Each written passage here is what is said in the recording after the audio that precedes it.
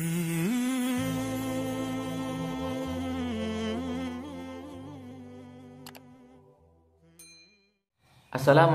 warahmatullahi wabarakatuh.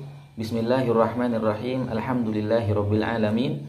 Wa bihi nasta'inu ala umurid dunya waddin. Wassalatu wassalamu ala sayyidil mursalin syafi'ina Muhammadin wa ala alihi wa ashabihi ajma'in. Amma ba'du. Sombong adalah sifat yang sangat buruk. Sombong sudah mengeluarkan dan mengusir iblis dari surga. Sombong juga akan menjadi penghalang seorang hamba untuk masuk ke dalam surga. Sombong juga akan membuat Allah murka kepada orang yang sombong tersebut.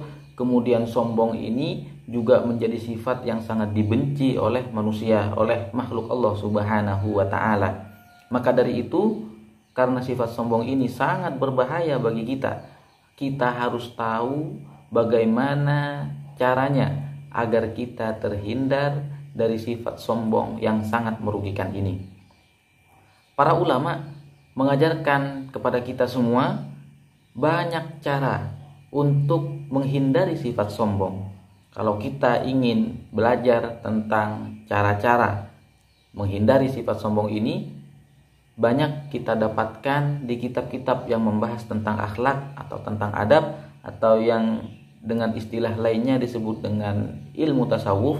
Dan salah satu referensi terbaik yang menjelaskan tentang cara-cara menghindari sifat sombong adalah kitab Ihya Ulumuddin yang dikarang oleh Imam Ghazali, yaitu Al-Imam Muhammad bin Muhammad Al-Ghazali. Di dalam kitab tersebut beliau menyebutkan beberapa cara agar kita terhindar dari sifat sombong. Cara yang pertama, dan ini adalah cara yang paling inti sebenarnya, yaitu dengan menyadari siapa sebenarnya diri kita. Allah berfirman di dalam Al-Quran, "Awalam yaral insanu anna khalaqnahu min nutfah." Tidakkah manusia melihat bahwa kami menciptakannya dari nutfah, dari setetes mani atau dari setetes sperma. Bayangkan betapa hinanya awal mula penciptaan kita. Manusia diciptakan dari cairan yang kotor, cairan yang menjijikkan. Kemudian setelah dia dewasa, setelah dia diberikan kenikmatan oleh Allah Subhanahu wa ta'ala, menyombongkan diri, sungguh sangat tidak pantas. Kita harus menyadari siapakah diri kita. Lihatlah betapa banyak kekurangan dan aib dalam diri kita. Di dalam jasad kita, di dalam perut kita, ada kotoran-kotoran yang bahkan diri kita pun sangat jijik untuk melihatnya. Maka dari itu, semua hal dan kekurangan yang ada di dalam diri kita harus menjadi pengingat bahwa kita adalah makhluk yang lemah, tidak pantas untuk menyombongkan diri di hadapan Allah, di hadapan Rasulullah SAW, dan juga di hadapan makhluk Allah Subhanahu wa ta'ala. Kemudian juga yang kedua, cara yang sangat ampuh kalau kita ingin terhindar dari sifat sombong, sebagaimana disebutkan oleh Imam Ghazali, adalah dengan mengenal Allah Subhanahu wa ta'ala. Kita mengenal betapa dahsyatnya kekuasaan Allah Subhanahu wa ta'ala, bahwa Allah maha besar, Allah maha agung, Allah maha mulia. Semua kenikmatan yang kita miliki itu semua dari Allah Subhanahu wa ta'ala. Kapanpun Allah menginginkan untuk mencabut kenikmatan itu, maka sungguh Allah tidak akan pernah lemah untuk mencabut kenikmatan yang kita miliki. Lantas apakah kita pantas menyombongkan diri di hadapan Allah, di hadapan Rasulullah, atau di hadapan makhluk Allah Subhanahu wa ta'ala? Kemudian cara yang ketiga yang diajarkan oleh Imam Ghazali dalam kitab Ihya Ulumuddin, kalau kita ingin terhindar dari sifat sombong ini, adalah dengan melihat kepada faktor yang membuat kita sombong. Imam Ghazali menyebutkan ada beberapa faktor yang kadang disombongkan oleh seseorang. Faktor yang pertama misalnya adalah fisik, ketampanan atau kecantikan. Kata Imam Ghazali, kalau seseorang sombong karena fisik, entah itu ketampanan atau kecantikan atau otot yang kekar dan seterusnya, maka kata Imam Ghazali, obatnya adalah dengan mengingat bahwa fisik, ketampanan dan kecantikan itu semua akan berakhir di kuburan, akan berakhir di dalam tanah. Secantik apapun, setampan apapun, kalau sudah tua akan datang masanya kecantikan dan ketampanan itu hilang. Ketika sudah menjemput yang namanya ajal, maka semua akan berakhir di pemakaman, akan berakhir di kuburan. Tidak pantas ketampanan dan kecantikan yang Allah berikan kepada seseorang membuatnya sombong, karena semua itu akan ada akhirnya. Kemudian faktor selanjutnya yang kadang membuat seseorang sombong adalah harta. Kadang seseorang menyombongkan dirinya karena memiliki harta yang mungkin menurutnya lebih banyak daripada harta orang lain. Dan ini juga dengan kesadaran. Obatnya adalah dengan menyadari bahwa harta itu sesungguhnya amanah, dan bahkan semakin banyak harta yang kita miliki, maka kemungkinan hisabnya akan lebih lama daripada orang lain yang hartanya lebih sedikit.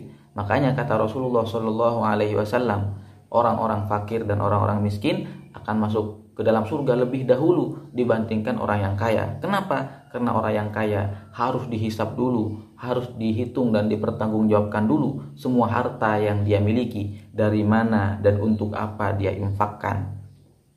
Kemudian harta ini juga kapanpun Allah menginginkan, ketika Allah berkehendak, Allah bisa dalam sekejap membinasakan dan mencabut kenikmatan harta yang dimiliki oleh seseorang, apalagi ketika dia menyombongkan diri.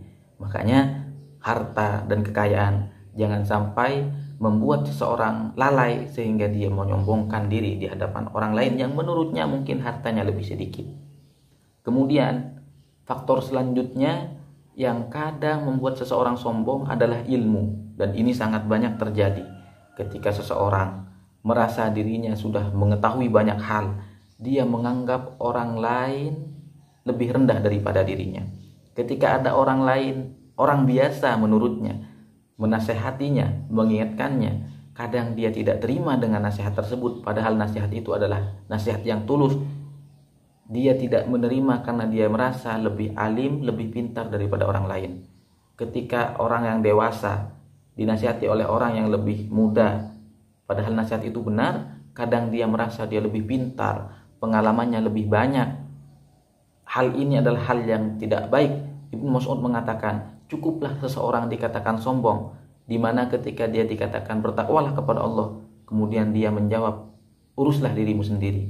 Hal yang seperti ini adalah bentuk kesombongan dalam segi ilmu, merasa dirinya lebih pintar. Dan yang banyak terjadi juga, wujud atau bentuk dari kesombongan ilmu ini adalah ketika berdebat.